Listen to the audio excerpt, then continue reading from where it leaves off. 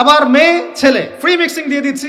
ছেলে মেয়ে school life থেকে শুরু করে একদম জব সেকশন পর্যন্ত প্রতিটা সেকশনে ফ্রি মিক্সিং পর্যন্ত গায়রে মাহরাম একে অপরের সাথে মিলেমিশে কাজ করবে। লা ইলাহা ইল্লাল্লাহ লা হাওলা ওয়ালা কুওয়াতা ইল্লা বিল্লাহ। এতে করে একে পর্নোগ্রাফি, ভিতর থেকে পশু, তার উপর নগ্নতা, তার উপর ফ্রি মিক্সিং, তার উপরে আবার উস্কে দেওয়া হচ্ছে এগুলো কাছে আসার গল্প। তখন আপনি সমাজে ধর্ষণ ঠেকাতে পারবেন? জিনা ঠেকাতে পারবেন? এর ফলে পরিবার ভেঙে যাবে। বাসায় বউ থাকবে, বাইরে মেয়ের সাথে জেনা করবে। দেখবেন আপনি মেয়ে নিয়ে ফুর্তি করছে, জেনা করছে। সমাজের দিকে তাকান, বেশি বেশি জেনা বেড়েছে। পাড়ায় পাড়ায়, মহল্লায় মহল্লায় জেনা আর জেনা। বেশি বেশি ধর্ষণ বেড়েছে। ধর্ষণ তো বাড়বেই, কারণ পর্নোগ্রাফি যে আছে। পর্নোগ্রাফি বন্ধ না করতে পারলে ধর্ষণ বন্ধ হবে না। পর্ন ফ্রি অ্যাক্সেস, সবাই মোবাইলের মধ্যে পর্ন দেখতে পারে। যে কেউ বাসায় যাবে, দরজা বন্ধ করবে, রাত্রেবেলা শুয়ে পর্ন দেখবে। যে কেউ পারবে, কেউ বাধা দেওয়ার নাই। আর মনের মধ্যে তো আল্লাহর ভয় নাই, নামাজ রোজা হজ যাকাত তো নাই।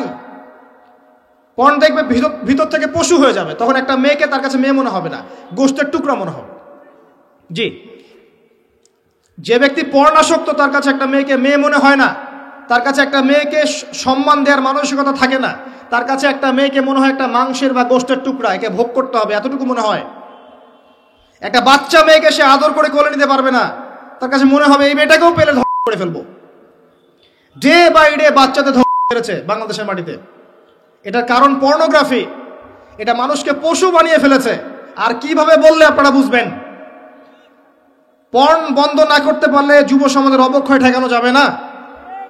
এই পর্নোগ্রাফির কারণে ধ্বংস বেড়েছে। এর উপরে আরো আছে। এর উপরে মেয়েরা আবার জিন্স গেঞ্জি পরে ঘুরছে, বেহায়াপনার মতো ঘুরছে। রাস্তাঘাটে, অফিসে, শপিং মলে, বিমানবন্দরে, যে কোনো জায়গায় আপনি যান, দেখবেন মেয়েরা নগ্ন হয়ে ঘুরছে। কাপড় পরেও নগ্ন, কাপড় পরেও নগ্ন। এটা ওই নগ্ন বোঝানো হয়নি যে একেবারে কোনো ড্রেসই নাই। নবীজি বলেছেন নিসাউন কাসিয়াতুন আরিয়া, এমন এক শ্রেণী মহিলা আসবে যারা কাপড় পরেও নগ্ন থাকবে। এর ব্যাখ্যা আমাকে করার দরকার নাই আপনার সামনে, আপনি জানেন ভালো করে ব্যাখ্যা কি। কাপড় পরেও নগ্ন থাকবে। এগুলো ছড়িয়ে দিচ্ছি, এগুলোকে উস্কিয়েও দিচ্ছি। এবং যখন কেউ পর্দা করতে যাচ্ছে বলছি এ মৌলবাদী হয়ে গেছে, সন্ত্রাসী হয়ে গেছে, এ ব্যাকডেটেড হয়ে গেছে, বোরখা পরে পরীক্ষা দিতে আসছে কেন, নেকাব খোলো। এরকম করছি আমরা ওর সাথে। জি, বাসায় পুরুষ থাকবে, বাইরে পুরুষের সাথে করবে। এই হলো সামাজিক কাঠামোর অবস্থা। এর উপরে আবার আছে মাদক, এর উপরে আবার আছে আপনার বস্তুবাদী জীবন ব্যবস্থা।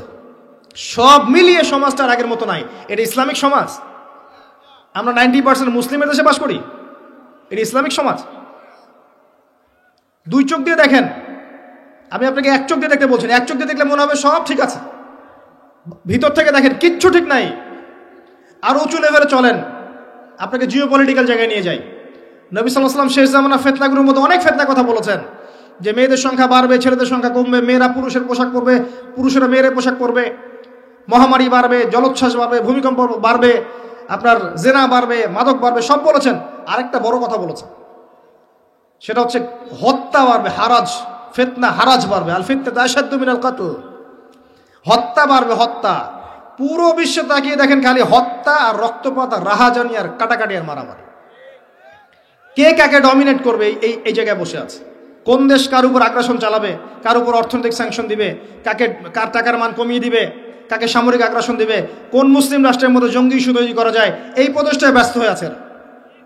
পুরো বিশ্বের মধ্যে একটা শ্রেণী আছে ওই পশ্চিমা সভ্যতার মধ্যে, যাদের চরিত্রের সাথে ইয়াজুজ আর মাজুজের চরিত্রের মিল আছে, যারা চায় সারা বিশ্বের মানুষ ওদের দাস হয়ে থাক। এদের এই কুকীর্তির কারণেই প্রথম বিশ্বযুদ্ধে প্রায় 3-4 কোটি মানুষ মারা গেছে, দ্বিতীয় বিশ্বযুদ্ধে প্রায় 7-8 কোটি মানুষ মারা গেছে। সামনে একটা অপেক্ষা করছে, এখানে না জানি কত কোটি মানুষ মারা যায়। হাদিসে এসেছে 3 ভাগের 1 ভাগ মানুষই মারা যাবে। 3 ভাগের 1 ভাগ মানুষ যুদ্ধ বিগ্রহে মারা যাবে, 1 ভাগ রোগ বালাই মহামারীতে মারা যাবে, 1 ভাগ মানুষ বাকি থাকবে। কত বছর পরে এগুলো হবে এটা আমাকে জিজ্ঞাসা করেন না, কিন্তু সামনে হবে এটা নিশ্চিত থাকেন। বড় বড় ভূমিকম্প অপেক্ষা করছে পৃথিবীর পূর্ব দিকে একটা, পশ্চিমে একটা, মাঝখানে একটা। নিউক্লিয়ার যুদ্ধ অপেক্ষা করছে সামনে। একটা যদি পড়ে পৃথিবীর একটা অংশ উড়ে যাবে, ম্যাসাকার। আর আল্লাহ পাকের একটা সুন্নাহ আছে। আল্লাহ পাকের সুন্নাহ আমি ইতিহাস পড়ে জেনেছি। ইতিহাস পড়তে পড়তে আমি একটা কনক্লুশনে এসেছি যে আল্লাহ পাকের একটা কমন সুন্নাহ হচ্ছে যখন কোনো সম্প্রদায়ের মধ্যে জুলুম বেড়ে যায়, আল্লাহ দ্রোহিতা বেড়ে যায়, জুলুম বেড়ে যায়, আল্লাহ পাক আরো দিয়ে দেন ওই জালেমের হাতে একে অপদস্থ করে দেন। কোনো ব্যত্যয় হবে না এই সুন্নতের। দেখে নিয়েন যারা জুলুম করছে এখন আল্লাহ পাক আরো বড় জালেমকে দিয়ে শাস্তি দিয়ে দিবেন। এবং সামনে এই ফিতনাগুলো আরো বাড়তে থাকবে, পৃথিবী সংকুচিত হবে, জনসংখ্যা কমবে, যুদ্ধ বিগ্রহ বাড়বে, আপনার ফ্রেশ খাবার আপনি কম পাবেন, ফ্রেশ এয়ার কম পাবেন, আপনার টাকার মান কমবে, সাস্টেনেবল অ্যাসেট আপনি এখন যদি করে রাখতে না পারেন ভবিষ্যতে পস্তাবেন, অনেক সমস্যা আসবে সামনে। এবং যত ভাইরাসগুলো দেখছেন আরো ভাইরাস আসবে। পৃথিবী এই অবস্থা থাকবে না, পৃথিবী এরকম অবস্থা থাকবে না, এগুলো ভালো হয়েও যাবে না যতদিন পর্যন্ত না আল্লাহ রাব্বুল আলামিনের খলিফা ইমাম মাহদি আসছেন, এবং যতদিন পর্যন্ত না ঈসা ইবনে মারইয়ামের হাতে মসিহুদ দাজ্জাল নিহত হচ্ছে, তার আগ পর্যন্ত না। তার আগ পর্যন্ত হয়তোবা আল্লাহ যদি চান ছোট ছোট পরিসরে কিছু কাজ হতে পারে, বৃহৎ পরিসরে যেমনটা উমর রাদিয়াল্লাহু আনহু সময় ছিল এমনটা এই বিশ্ব আর কখনো দেখবে বলে আমি মনে করি না। ওয়াল্লাহু আ'লাম বিস-সাওয়াব, কিন্তু আমি এটা মনে করি না, এটা আমার মত। আর আমার মত আপনার মানার কোনো দরকার নাই। You do not have to accept my opinion. আমি বারবার বলি আমার ওপিনিয়ন আপনার মানার কোনো দরকার নাই until or unless you are convinced that I am correct. যতক্ষণ পর্যন্ত না আপনি কনভিন্স হচ্ছেন যে আমি কারেক্ট। বললাম মানার দরকার নেই, বললাম ব্যাস মানলেন এমন না। আমি বলেছি, মতামত প্রকাশ করেছি, আপনি পরীক্ষা নিরীক্ষা গবেষণা যাচাই বাছাই করে দেখেন, যদি মনে হয় যে হ্যাঁ ঠিক আছে তাহলে মানবেন, আদারওয়াইজ মানার দরকার নেই। এর চেয়ে আমি আর কি ফের কথা বলতে পারি?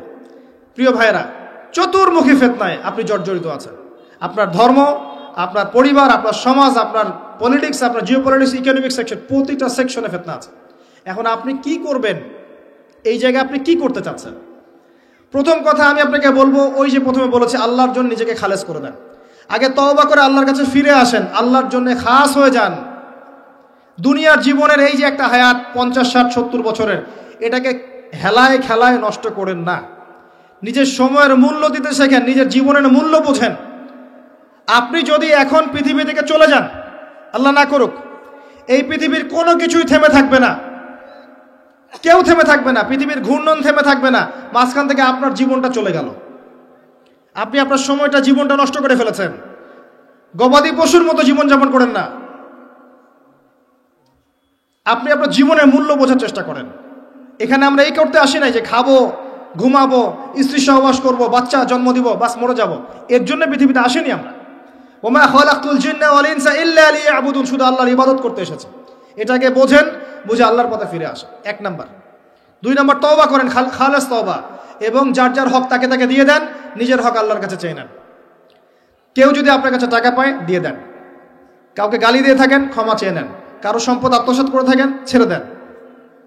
মানে মানুষের সাথে জড়িত কোনো হক থাকলে দিয়ে দেন, দ্রুত দিয়ে ক্লিয়ার হয়ে যান, শোধ করে ফেলেন। এরপরে আমি বারবার বলি, কারণ কিছু মানুষের কানে কথা ঢুকতেই চায় না, বারবার বলি জ্ঞান অর্জন করতে হবে। এরপরে জ্ঞান অর্জন করতে হবে এবং কোরআন, হাদিস, ইসলামের ইতিহাস, ফিকহ, ইসলামের অর্থনীতি, ইসলামিক জিওপলিটিক্স, এগুলো পড়তে হবে। পড়াশোনা করলে পরে আপনার নলেজ আসবে। নলেজ আসলেই কিন্তু নূর আসবে না, নো। নলেজ আসলেই নূর আসে না। ডিগ্রি সার্টিফিকেট আসলেই আল্লাহর নূর আসে, এটা ঠিক নয়। ডিগ্রি সার্টিফিকেটের পরেও আত্মশুদ্ধির পরে গিয়ে আপনার কলবে নূর আসবে, যখন কলবে আত্মশুদ্ধি আসবে তখন। আর আত্মশুদ্ধি ডিগ্রি দিয়ে অর্জিত হয় না। এর পদ্ধতিগুলো আমি অনেক লেকচারে বলেছি। এরপরে আপনার উচিত, আমার উচিত, যতটুকু জানি আমল করা, একটা দিনকে অপচয় না করা। একটা দিন এসেছে গনিমত মনে করে বেঁচে নেন, দিন এসেছে গনিমত মনে করে বেঁচে নেন। প্রতিটা কাজ নবী সুন্নাহ মতো এনজয় করেন, লাইফটাকে এনজয় করেন, কোরআন সুন্নাহ দিয়ে লাইফকে এনজয় করতে শেখেন। এরপরে হকপন্থী আলেমের কাছে গিয়ে সোহবতে থাকেন, ভালো কিছু শেখেন। আর হকপন্থী আলেম কারা? যারা সত্য বলার সাহস রাখে, তারা। যারা সত্যকে মিথ্যার সাথে মিশ্রিত করে তারা নয়। যারা দিনকে বিক্রি করে দুনিয়া কামাই করে তারা নয়। যারা উম্মাকে সততা বিভক্ত করে ফেলেছে এরা নয়। যারা ভিতরে হিংসা, বিদ্বেষ, পরশ্রীকাতরতা, অহংকার লালন করে এরা নয়, কশ্চিন কালেও নয়। খুঁজে বের করতে হবে আপনাকে তাসকিয়াওয়ালা মানুষ, আল্লাহ নূরওয়ালা মানুষ। ওই যে খিদর আলাইহিস সালামকে খুঁজে বের করতে হবে। আমি এখনো খুঁজছি, আল্লাহ পাক যেন তৌফিক দান, মিলিয়ে দেন। আমি এখনো খুঁজছি। যারা আছে যার যার ভালো নিয়ে নেন, আর যদি কারো মাঝে খারাপ কিছু পান আল্লাহর রাস্তায় ছেড়ে দেন। তর্ক করতে যায় না, দ্বন্দ্বে যায় না, সমস্ত মুসলিমকে আপনার ভাই মনে করতে শেখেন। আপনি পুরো রাষ্ট্রের মুসলিমদেরকে ভাই মনে করতে শেখেন, সে যেই হোক না কেন। কারোর মধ্যে ভালো কিছু পেলে নিয়ে নেন, খারাপ কিছু থাকলে ছেড়ে দেন। আপনি নিশ্চুপ থাকেন, নীরবে থাকেন, ফিতনায় যায় না, ঝগড়ার মধ্যে যায় না, দলাদলির মধ্যে যায় না, ইখতিলাফে যায় না, রিল্যাক্স থাকেন। আর কি করতে পারি? তাজকিয়ার সাথে, আত্মশুদ্ধির সাথে আমরা হালাল রিজিকে সচেষ্ট হতে পারি। বারবার বলছি ভাই, আল্লাহর ওয়াস্তে হাত জোর করে অনুরোধ করছি, হারাম রিজিক খাইতে যায়েন না। অল্প খান, হালাল খান, আল্লাহ পাক বারাকা দিবে ইনশাআল্লাহ। আল্লাহ পাক ওই রিজিকের মধ্যে এমন বরকত দিবে যেটা দিয়ে আপনি ইনশাআল্লাহ দিব্যি দুনিয়ার জীবন কাটিয়ে ফেলতে পারবেন ইনশাআল্লাহ।